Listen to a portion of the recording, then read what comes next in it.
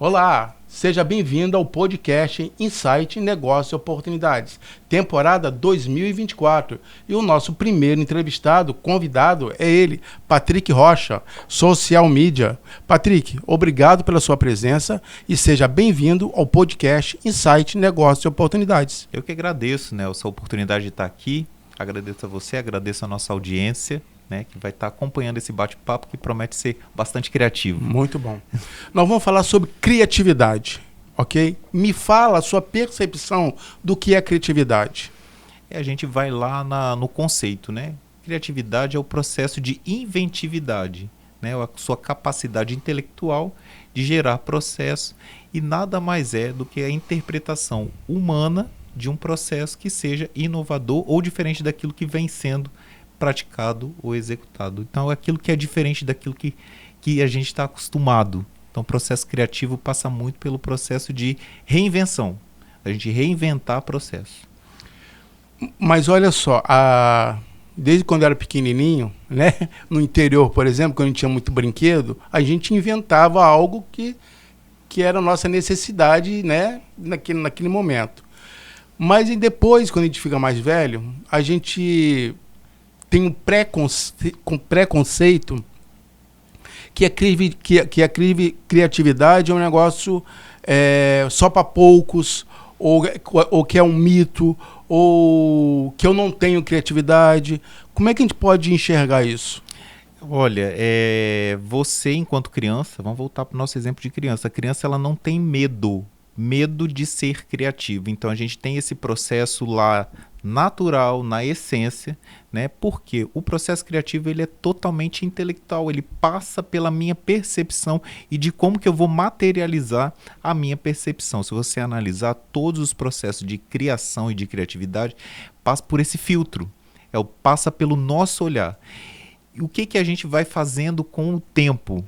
A gente vai podando o nosso olhar. Não é algo difícil, o processo criativo é exercício. A gente precisa de estar sempre praticando e treinando o olhar. O que é treinar o olhar? Vou tomar um café. Qual é a minha ideia sobre o café? Eu vou lá tomar, percebi o sabor do café. Isso é um processo. Eu já identifiquei sensorialmente o que é aquela bebida. Mas se eu pensar na história do café, quem foi que plantou o café, como que foi colhido, como que aquilo foi processado, eu já entrei no processo criativo. O processo criativo vai fazer com que eu fique atento aos pequenos detalhes que compõem uma ação. Essa ação de tomar o café, eu posso criar uma história por trás dessa ação de tomar o café. Ou então eu posso ali na hora de degustar, tá degustando o café, eu posso também criar percepções e tentar traduzir a minha percepção para outras pessoas. Esse café é adocicado, ele é aromatizado, e esse serviço esse entendimento de degustação também vai para o vinho, e as pessoas vão elaborando processos criativos em cima de uma ação simples, de uma ação cotidiana, sensorial, que é o paladar. O processo criativo está muito, muito interligado ao nosso filtro, a como a gente percebe as coisas. E aí vem os grandes desafios, como que a gente vai transformar isso, esse nosso entendimento. Mas assim, todos então podem ser criativos, não tem nada de negócio de mito, de bloqueio, de eu não sou, É o que eu estava falando, enquanto criança a gente imaginava muito era uma vez, ou então, parafraseando Monteiro Lobato, o faz de conta. O processo criativo vai muito nessa percepção da gente, faz de conta que, por exemplo, estou acostumado a ver aqui um ar-condicionado, tá aqui, ele é quadrado, mas faz de conta que ele fosse redondo e que ele tem a possibilidade de mudar de temperatura quando eu piscar os olhos. Isso é um processo criativo. É a gente se permitir sair da caixinha, a sair das nossas caixinhas. Então é muito mesmo um processo, um exercício diário de treinar o olhar, de treinar o jeito de ser criativo e se permitir. Não se podar antes de pensar. Pensar não custa nada. Se eu for pensar pouco ou grande, vai fazer o mesmo esforço. Ou pensar anormal, porque às vezes a gente fala assim, é anormal você pensar no ar-condicionado redondo. Não, não é. Eu posso imaginar. A percepção é minha, única, subjetiva. E eu posso, eu complemento até o seguinte, sem medo de ser feliz. Eu posso pensar no ar-condicionado redondo, que a princípio ele é impossível, mas ok, eu estou fazendo um exercício ou uma tentativa de exercício de uma questão criativa, não é isso? Por aí? É isso aí, a gente forçar o exercício, é se permitir, não ter medo do julgamento, da percepção de terceiros, que a gente também fica refém da percepção de terceiros. É isso que a gente percebe dentro de sala de aula. E aí a gente não pode ficar refém do julgamento de terceiro. Falar assim, olha, mas você é louco de pensar isso. Não, não é. Eu posso pensar. Me é permitido sonhar sempre. Então, o processo criativo é também poético, porque você pode sonhar. Sim, sim. Né? E você não pode perder essa essência nunca. Verdade, verdade. Nós estamos num mundo globalizado, num mundo cheio de concorrência, competitivo.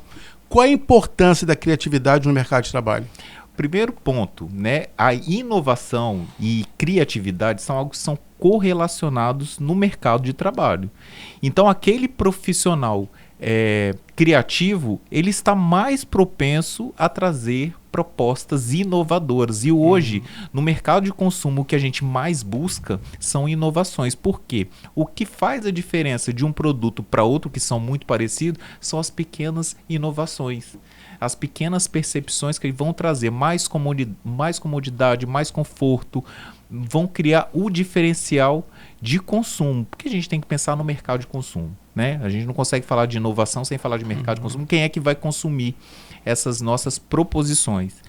Então, é fundamental para que a gente tenha no mercado profissionais criativos que se permitam. O mercado está carente desses profissionais? Eu acho... Ou até melhor, precisa até... Eu acho que hoje a gente está no mercado informacional, a gente tem muita informação. Estamos aqui gerando conteúdo, falando sobre inovação, falando sobre criatividade. Então a gente precisa de muito mais gente para nos ajudar a polir esses processos criativos das informações. Existe sim um déficit de profissionais criativos. Nós estamos muito nessa fatia de mercado, né, informacional. Um volume muito grande de informações e que nos força a ser criativos o tempo todo e é dinâmico. E hoje a gente tem ferramentas que nos ajudam, tipo as inteligências artificiais que estão aí postas. Graças a esse processo de falta de gente no mercado, a gente vê o crescimento de outros recursos e ferramentas para nos ajudar. Né? Nelson, falta gente. Eu encaro como falta de gente criativa no mercado. E como é que podemos estimular isso? Assim, a pessoa que está nos vendo aqui, como é que pode estimular isso? Primeiro que nós falamos da perda desse medo de ser criativo. Sim, ok? Sim. O desbloqueio, sem medo de ser feliz, que a gente está falando aqui. E, contrapartida, eu tenho a falta de profissionais criativos no mercado, que o mercado necessita disso. Como estimular isso? Como é que a gente faz para estimular isso? Para a pessoa acreditar que ela pode ser criativa. Desde uma simples coisa até... Nelson, eu vivo no mercado criativo em alguns aspectos, né? Então a gente vê que o primeiro passo para você estimular primeiro ponto é se permitir, né? A gente precisa de ter gente que se permita sonhar, que se permita a pensar e imaginar coisas novas e disciplina. Criatividade é igual academia, a gente tem condições de fazer exercícios diários e contínuos de estar aqui, sempre exercitando o cérebro, fazendo boas leituras, assistindo séries, vendo cinema, estar atento ao mercado de trabalho, ao mercado de consumo, estudando, vai exigir um profissional que esteja atento a tudo que está em volta da gente. Como o profissional criativo, né, que trabalha na produção criativa, experiências de viagens, experiências de leituras, tudo isso a gente vai trazendo, vai acumulando dentro da gente, que vai melhorar o nosso filtro na hora de pensar e propor coisas novas. Então, primeiro ponto, saber que ser criativo a gente precisa de filtrar. E o segundo ponto é exercitar. Se eu não faço o exercício criativo, eu vou atrofiando o meu processo. Então, a gente tem que estar sempre criando. Sendo aceito ou não. Você tocou num ponto importante, porque do ser aceito ou não também é muito importante, porque quando se fala de criatividade, a gente está em sala de aula, a gente se liga, ou pelo menos a gente percebe muito do aluno da palavra erro. Entende? Porque a criatividade tem a questão do erro também. Sim. Tem que se permitir errar. E eu sempre falo, por exemplo, em empreendedorismo, que a matéria-prima do empreendedorismo é o erro. Se você não se permite errar, meu amigo, entende? Mas isso, eu vejo que isso ainda não está trabalhado muito bem, né? Porque erro, muitas vezes, tem um conceito de punição. Como é que é isso e como é que a gente pode tirar isso aí? A gente trabalha no marketing também muito isso, né? De que quem não está errando também não está fazendo nada. Né? Então, o permitir, quando a gente fala no permitir sonhar, no permitir, é permitir errar também, porque o processo de erro faz parte do contexto da aprendizagem, né? Do contexto de você projetar coisas, de projetar iniciativas, de projetar produtos, de projetar ideias e conceitos e executar. A gente não vai acertar 100%, tanto que no marketing a gente não fala que não existe fórmula. Tudo é tentativa e erro. Então a gente precisa desse entendimento para que consiga fazer com que as coisas aconteçam, entendeu? Agora, as empresas também estão preparadas para aceitar o erro? No Brasil, o que você acha? Assim? Porque é um casamento, correto? É um casamento, assim. A empresa precisa profissionais que são criativos, mas ela também precisa saber que aqueles profissionais podem errar. E quando a gente fala de erro aqui, a gente está falando de erro que acontece, né? Eu tentei, não deu certo, ok, parte para outra. As empresas também estão preparadas? Você vê que as empresas estão preparadas hoje? Hoje a gente tem aquelas empresas que estão antenadas com o mercado, existem setores específicos de inovação e criatividade. Então é um processo cultural que está sendo implementado nas empresas, mas para a gente propor o ar-condicionado redondo do início da nossa conversa, a gente tem que saber fazer o quadrado. Né? Então existem fórmulas que já dão certo, então a gente vai apostando nessas fórmulas que já dão certo, que já são conhecidas e vai propondo o novo. As empresas aceitam a partir do momento em que aquele ideal ele se torna possível, que dê lucratividade. No mercado, né, de consumo não existe poesia, está se pensando sempre na lucratividade e isso não é ruim. Né? É a lucratividade que vai fazer com que a empresa funcione, que pague seu salário. Então a gente precisa também de não desmistificar o processo de lucratividade. É importante, é interessante eu estar numa empresa que está custeando os meus sonhos junto com ela e fazendo a empresa crescer e eu crescendo junto. Parar de demonizar esse processo. Né? Então a gente precisa de entender que as empresas não vão aceitar um erro com tanta facilidade, mas que elas precisam. Hoje há uma tendência e um crescimento de ouvirem mais o processo de criação. Você tem algum exemplo, assim, um case assim, que pode falar para a gente? Olha, a empresa X deu certo porque estimulou. Eu vou num case um dos mais famosos, assim, até nível internacional. É bom a gente entender como que funciona o Google. Né? O Google ele tem um ambiente operacional e desenvolveu para si a inteligência artificial que fazia com que dessem respostas com base no banco de dados que o Google possui. Né? Então a inteligência artificial já estava ali, o processo criativo já estava todo construído ali no Google. Mas aí o Google entendeu que não era o momento de fazer o lançamento dessa ferramenta. Veio uma empresa, né, chamada Bing, que é da Microsoft hoje em dia, e lançou a inteligência artificial como ferramenta de busca, facilitando as buscas e facilitando as perguntas. Então a gente pode dar ordens, comandos para que ela responda, são os boots. E aí, esse é um caso de uma empresa que investiu na criatividade do processo e não fez usufruto dele. Então é um caso famoso que assim, a gente pode estar propondo e as empresas também têm que entender que a criatividade não pertence a elas. Às vezes a gente transporta, ela é tão pessoal que a gente traz com a gente esse processo. Lógico que a pesquisa, o trabalho, estava todo lá desenvolvido, mas a ferramenta principal era a gente. Era a gente por trás. Então esse grupo que levou para o Bing eram pessoas que foram para lá trabalhar.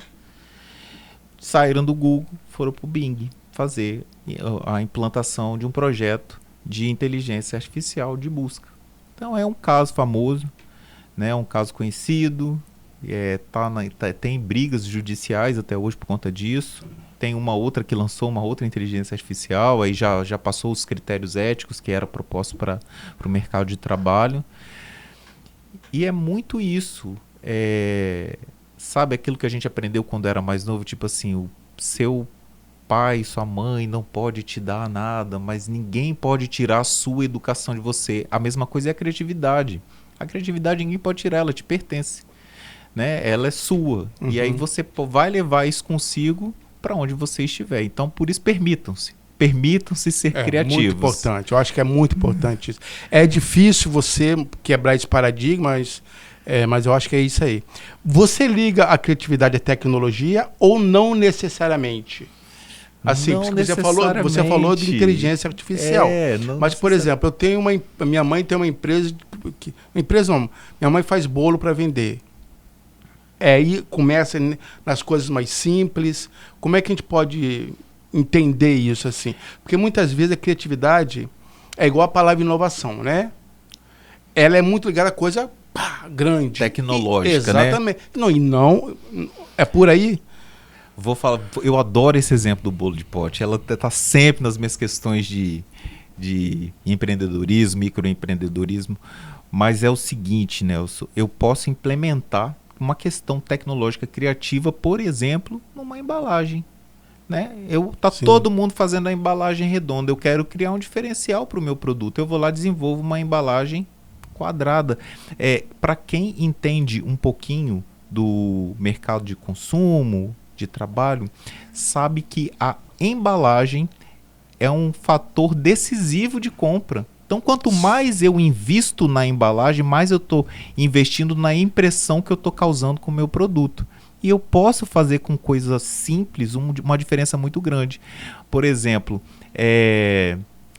eu me lembro de um produto que foi lançado recentemente. Todo mundo está acostumado com rocambole, né? Rocambole redondinho. Sim. A pessoa fez a proposta de fazer o rocambole quadrado. E aí foi um diferencial. É uma marca aqui de Vila Velha.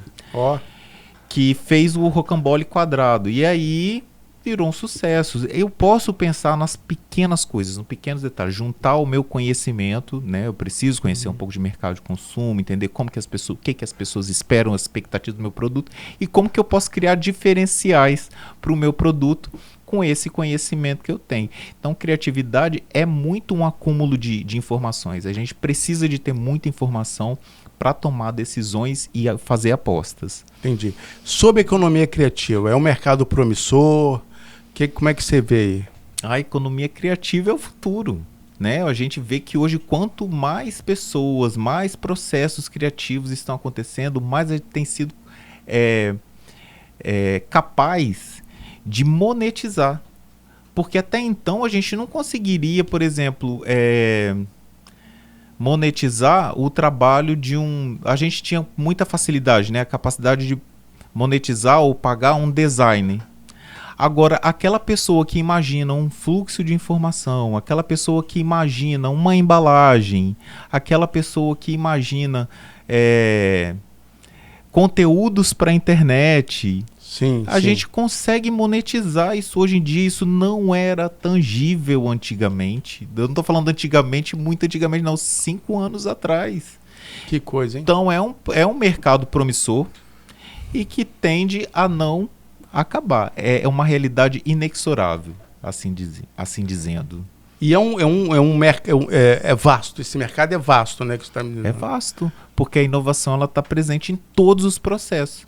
A inovação e a criatividade está presente em todo o processo. Até no funcionário público, né? Ele pode estar ali avaliando um processo.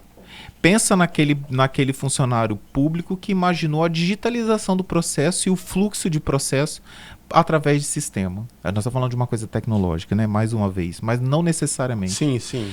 Né? Mas aquele funcionário que imaginou uma forma diferente de fazer, ele implantou uma tecnologia, ele propôs um diferencial, ele foi criativo. Por quê? Aquilo facilitou a vida de quem estava trabalhando. Então, como a gente falou no início da conversa, o ser criativo não é só ser criativo por ser. É a gente também pensar em facilitar os processos. Entendi. Como que eu vou facilitar? Com a minha inteligência, com a minha percepção. Patrick, você é diretor da escola da MUG, Escola de Samba aqui em Vila Velha. Sim. Que eu acho, pela minha percepção, que respira criatividade. Que é uma coisa de maluco, assim. Eu fico pensando, da onde tiraram essa ideia? Como tirou essa ideia? Como é que é esse processo, assim, desde não sei se é o tema ou o enredo, até o final lá do desfile? Como é que se lida com esse processo? O processo de uma fantasia, por exemplo.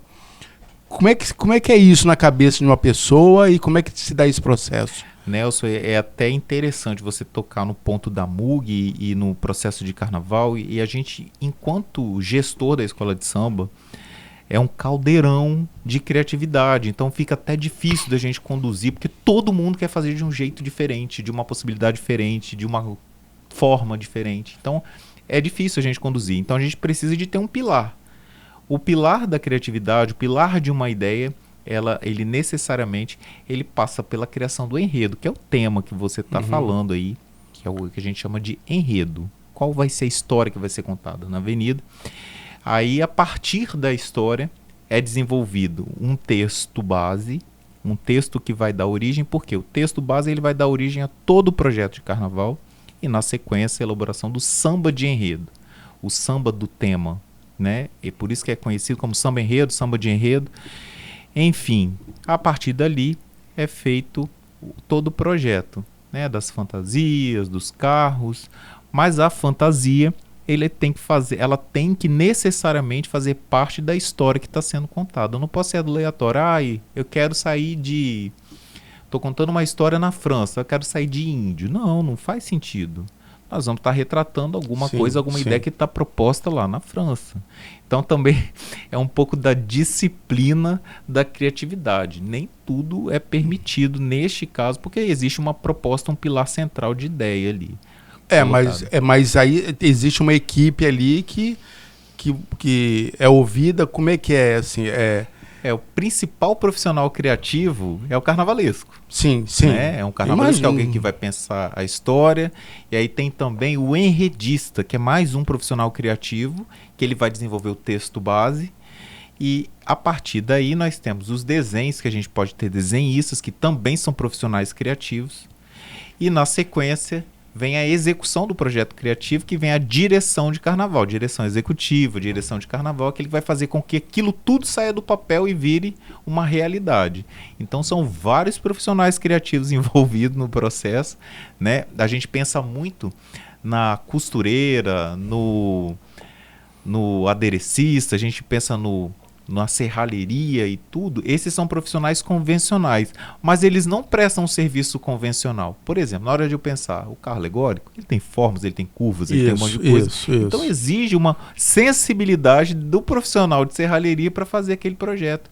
A roupa que aquela costureira está fazendo tem mangas bufantes, tem um monte de aviamento, que não é roupa do dia a dia. É uma roupa especializada para aquilo. Então, até mesmo nos profissionais convencionais, exige-se uma certa criatividade para poder atuar no carnaval. Entendi.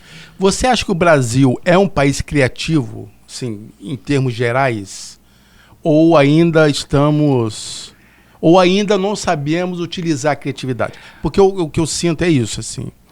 Nós somos criativos, mas eu acho que ainda não conseguimos ainda produzir essa criatividade em termos práticos, Nelson, na indústria, no bolo, tá entendendo? A gente tem um material humano muito rico quando fala em criatividade, quando a gente está falando de Brasil. O Brasil é o terceiro maior mercado consumidor de criatividade do mundo, né? E a gente vê também o brasileiro muito conectado, o brasileiro muito antenado, ele se permite muitas possibilidades. Então, o brasileiro ele tem um perfil que a gente pode dizer mais corajoso. Precisa-se de mais investimento para poder canalizar e potencializar esse material que a gente tem, material humano que a gente tem de criatividade. A gente tem muito profissional criativo. Não, mas então o Brasil é um país consumidor, mas não é um país produtor de criatividade. Pois assim, em média, né? Lógico, né? Mas a gente imagina, e é comprovado isso, quanto mais a gente consome criatividade, mais a gente tem potência. Sensibilização, né? Para produzir. Então falta muito a criação da cultura, da inovação e da criatividade no Brasil. E da onde eu posso tirar isso? Da onde pode nascer isso? As empresas, os setores públicos, privados permitirem. Nós estamos no Colégio Vasco Coutinho, 12 cursos, mais de 1.000 profissionais, mais de 1.000 alunos. Também se pode. Como é que a gente pode contribuir? Como é que um colégio técnico pode contribuir para isso? Assim, primeiramente, para uma escola de samba, para uma indústria, para um comércio. Profissionais criativos vão sair daqui. Mas a escola também pode pensar para si, para o seu mercado interno. Né? Pensar em ter um setor tipo assim, o que o aluno gostaria de ter? O que é interessante? Por que esse formato não é interessante para o aluno? Hein? Aí vem uma provocação para a gente também, internamente. Sim. Se permitir ouvir. Né? Poxa, mas ele pensou nisso, as ideias, o banco de ideias, ele precisa acontecer. Então a formação de bancos de conhecimento, né, através de questionários, de ideias, de estar estimulando o aluno, também é interessante. Esse aluno ele vai sair daqui mais disposto e mais corajoso para o mercado de trabalho, porque ele foi ouvido. Então eu estou treinando a minha escuta para o aluno. Treinando a minha escuta, eu posso estar aproveitando, absorvendo ideias. E por outro lado, eu estou estimulando a coragem desse aluno. Eu não posso podar o aluno. O aluno ele tem que voar, tem que ter asa. Até porque o período de aprendizado é esse. Né? Então, a partir daí, o colégio vai ter alunos mais corajosos e excelentes profissionais que vão sair daqui, seja para a indústria, seja para o mercado do carnaval, para o mercado da TV, de games, né, que tem aqui também. Isso é muito interessante, é muito rico ter essa multidisciplinaridade aqui na escola, porque ele sai mais completo, mais apto para o mundo que está aí fora, que não permite mais caixinhas. Exatamente. Né? O mundo não permite mais que o aluno fique dentro de uma caixinha. Exatamente. E isso precisa ser estimulado lá atrás também, né, Patrick? Não só num curso técnico, né? Mas lá na Jardim da Infância, ensino médio, não é isso? É por aí também, né? Quanto antes você estimular, é melhor. Igual o empreendedorismo, né? Os Estados Unidos tem matérias de empreendedorismo desde a infância, de economia, né? Isso. É isso, Nelson. A criança, isso é comprovado. Houve, não sei, cerca de 80 mil nãos até o 3º ano da sua idade. Então é muita negativa. A gente é muito podado desde a infância. Né? Os pais vão podando, então isso vai insuflando o que a gente tem de mais precioso, que é essa essência da criatividade. Pode fazer, não pode fazer. Então a criança ela precisa desse estímulo, sim, na infância. Que bom. Patrick, a gente está acabando. Foi esclarecedor, foi uma aula que você deu aqui. Fiz questão de você ser o nosso primeiro convidado de 2024, porque você já é um parceiro antigo aqui. Cheguei bicampeão, bicampeão, parabéns. Estava linda a escola. Espero que essa parceria vamos amadurecer mais ainda. Eu tenho um carinho por você e pela MUG muito grande. E obrigado. E queria que você deixasse uma mensagem final para os nossos alunos e professores. Nelson, eu agradeço muito. É uma parceria de longa data. A gente já pode dizer que já são mais de 5 anos de parceria aqui, participando. E não, é uma parceria salutar, né, em que a gente tem uma troca, né, nós recebemos, nós doamos, a gente está sempre em simbiose nesse processo. E eu deixo o recado para todos os alunos, né? Todos os alunos se permitam sonhar, né? Para a gente ser criativo, a gente tem que sonhar. Pelo menos eu sonho todo dia com bicampeonato. Sonhei. Agora sonhando com tri. É impossível? Não sei. Mas eu posso sonhar. Verdade. E se me é permitido, assim vou fazer. E é assim que a gente tem que pensar. A mentalidade é muito importante para que a gente consiga executar e colocar em prática o processo criativo. Sejam criativos, permitam-se sonhar. Obrigado.